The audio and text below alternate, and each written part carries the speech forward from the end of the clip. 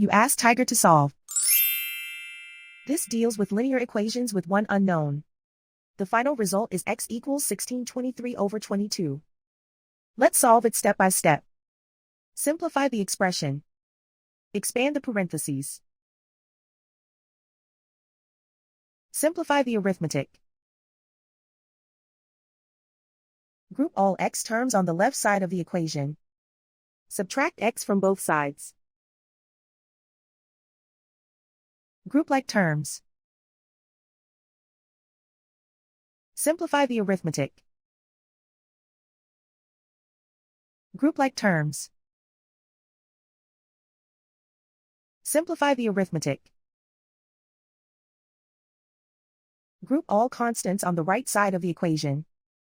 Subtract 3,182 from both sides. Simplify the arithmetic.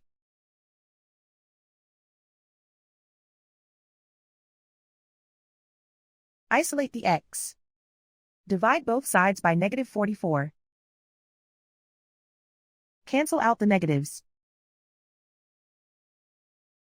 Simplify the fraction. Cancel out the negatives. Find the greatest common factor of the numerator and denominator.